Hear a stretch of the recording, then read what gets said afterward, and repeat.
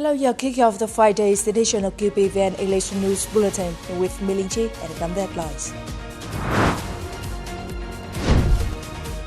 Vietnam People's Army enhances effectiveness of strategic advisory work. New policies towards overseas Vietnamese announced. Vietnam's rise for global food security. On the morning of July the 3rd in Hanoi, the second working day of the whole military conference in the first half of 2025 continued. General Phan Van Gia, Minister of National Defense, chaired the event.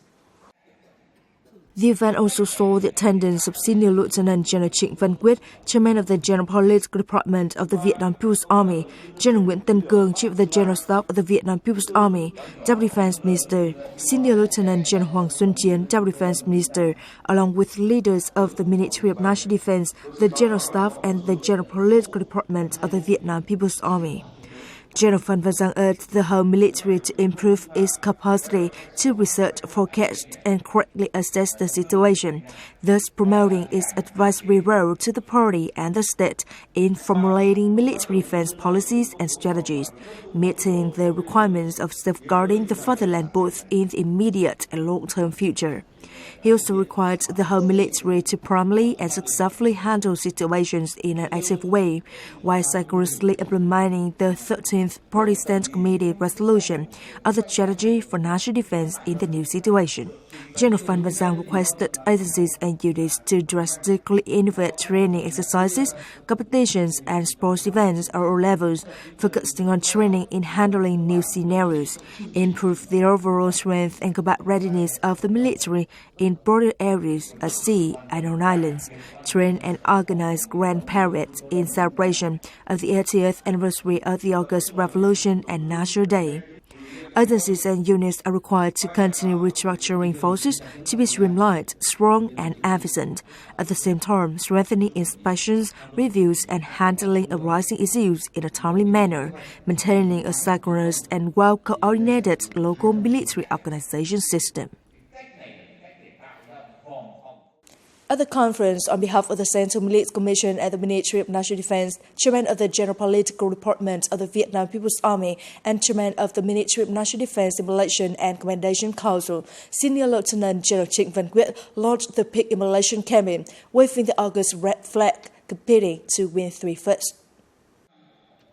Senior Lieutenant General Trịnh Văn Quyết emphasized that to achieve outstanding achievements in celebration of major national and military events in the remaining half of the year, especially the 80th anniversary of the August Revolution, August the 19th, and National Day, September the 2nd, the whole military is determined to win Immolation Congress and the 11th National Patriotic Immolation Congress. The Central Military Commission and the Ministry of National Defense launched the pig immolation campaign.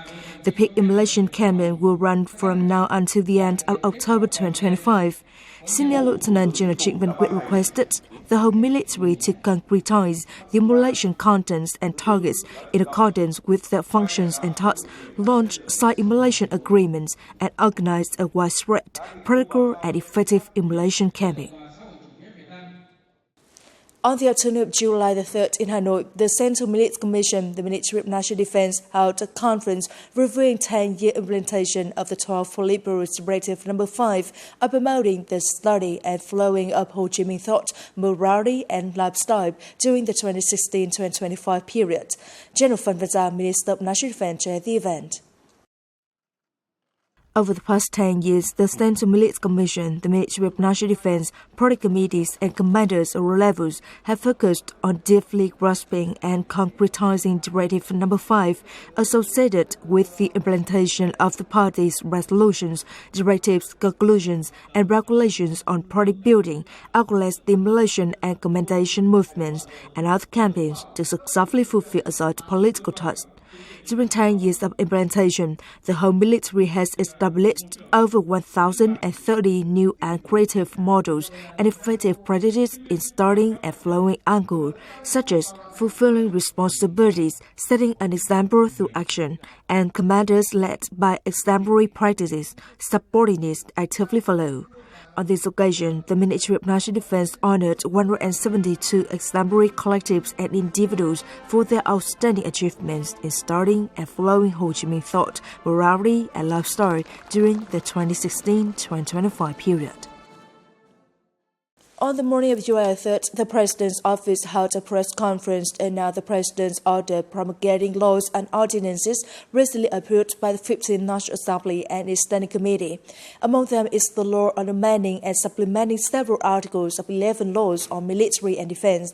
Lieutenant General Thai Dac Ngọc, Double Chief of the General Staff of the Vietnam People's Army, attended the press conference. In details, the law consists of 12 articles amending and supplementing several provisions of the law on national defense, the law on officers of the Vietnam People's Army, the law on military service, the law on Vietnam Border Guard, the law on civil air defense, the law on the reserve force. The amendments focus on adjust the positions, roles, powers, and responsibilities in the military defense sector related to the two-tier local government structure.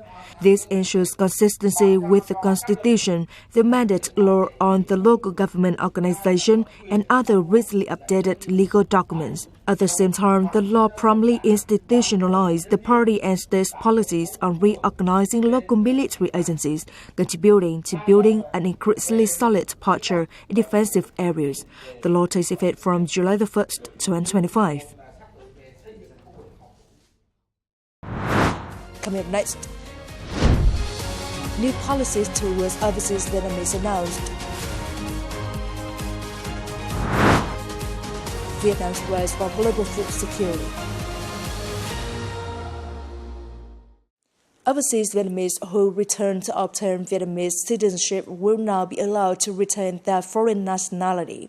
That is one of several new policies related to overseas Vietnamese revealed at a press briefing on new policies of the party and state towards overseas Vietnamese organized by the State Committee for Overseas Vietnamese under the Ministry of Foreign Affairs in Hanoi on July 3rd. On June 24th, 2025, the National Assembly passed amendments to the law on Vietnamese nationality, which paves the way for foreign investors, scientists of Vietnamese origin, including second-generation Vietnamese, to acquire Vietnamese citizenship while maintaining their foreign nationality. This marks a significant breakthrough in policies aimed at attracting high-quality human resources and expanding opportunities for overseas Vietnamese to reconnect with their homeland.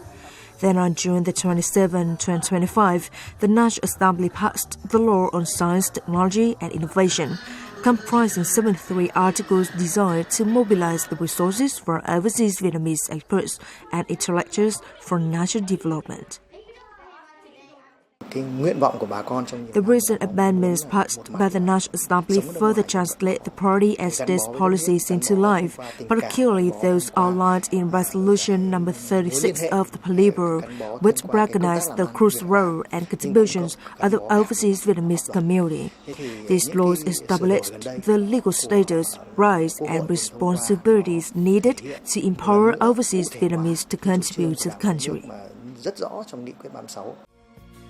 At the event, information about the 2025 Vietnam Summer Camp was announced, taking place from July 13th through the 26th across various regions of the country.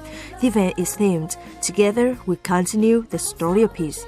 The camp welcomes 110 outstanding young overseas Vietnamese from 31 countries and territories, recognized for their achievements in academics, sports, and community engagement. Participants will have an opportunity to explore Vietnam's development potentials and, for the first time, engage in exchanges with officers and soldiers at the Vietnam Department of Peacekeeping Operations under the Ministry of National Defense.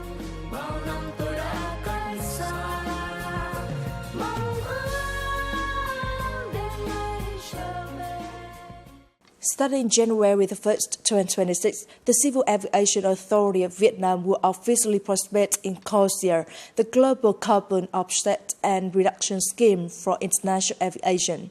This marks a major step forward in Vietnam's green transition in the aviation sector, while also posing significant challenges for domestic airlines. In preparation, the authority has implemented several key measures. The Ministry of Construction has issued a circular regulating fuel management and CO2 emissions in civil aviation operations. A monitoring, reporting, and verification system for airlines emissions has been put in place, with emissions data from 2019 to 2024 submitted to the International Civil Aviation Organization. While this move demonstrates Vietnam's strong commitment to sustainability and international integration, the Civil Aviation Authority warns that local airlines may face considerable financial pressure as they work to meet the new global requirements. According to forecasts from international organizations, by 2050, the world will need to produce 70% more food, while the proportion of agriculture will decrease to only 3% of global GDP. And by 2030, there will remain about 800 million people suffering from hunger, while 8% of the world population will be malnourished.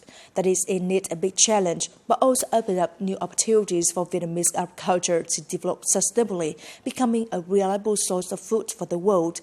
In addition to enhance Vietnamese agricultural products, Vietnam also aims to make practical contributions to global food security and is ready to share experiences and support developing countries. The Vietnam-Cuba Cooperation Project on rice production development for the 2019-2023 period not only brings positive impacts in terms of technology and production, but is also a vivid symbol of the strong friendship, sharing, and effective cooperation between the two countries in the context of many global difficulties and challenges. What we have learned from Vietnamese experts was not only the farming techniques, but also the perseverance and creativity to overcome all challenges. Even when hail destroyed part of the field, we still have hope for a bumper crop. Successfully applying rice cultivation techniques of Vietnam, Cuba's rice imports have been halved. Notably, in 2024, Cuba's rice import hit a record low of only 210,000 tons, thanks to a breakthrough increase in domestic rice output through cooperation models with Vietnam. Thanks to technology transfer from Vietnamese experts, we have built a sustainable rice cultivation system adaptable to climate change. The project has received special attention from Cuban authorities or levels. Experts from both countries have worked together for many years, understanding each other's culture and working style, so the exchange of expertise and technical transfer has been quite smooth. The current biggest obstacle is the shortage of energy, machinery, and materials in the host country. However, up to now, we have already exceeded our targets from area scale, productivity to output. In Angola, the once bare land has now been covered with green. Daily meals get more nutritious. This poor land is witnessing positive changes every day. Joy and happiness are seen on the children's faces. From striving so hard just to make ends meet, they now enjoy a better life thanks to stable income from agricultural production. After more than a year, with the support and instruction from the Vietnamese doctors, Antonio's family now master a number of cultivation and husbandry techniques to increase production and has achieved results beyond expectations. His family is gradually escaping poverty. I'd like to thank the Vietnamese doctors, which cannot describe my gratitude. We have been doing farming, but have never been able to make that much money from it. The output was poorer when using traditional cultivation methods, but when applying the farming techniques of Vietnam, the crop yield better with higher quality. Born in the countryside, Dr. Viet and his wife were so determined to help change their lives by introducing Vietnamese farming techniques. To gain the trust of local people, after working hours as doctors, Viet and his wife often go to each household to provide people with seedling, guiding them how to sow and fertilize each harvest crop. To win local trust, we show them images of our activities and efforts in Vietnam, otherwise the outcomes that Vietnamese people have reaped. Then we have to work directly with them, carefully guide them on the technique. They gradually see it prove effective, so gradually they practice it and help each other to do it.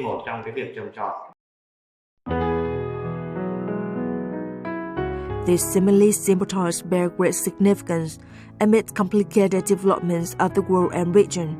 With its strengths and advantages in agricultural development, Vietnam is always ready to share experiences and support other countries in poverty reduction, food security assurance, demonstrating its role as a responsible member of the international community. It is the end of the English News Bulletin today. You can watch the news again at QPVN.vn. For the goodbye, and see you next time.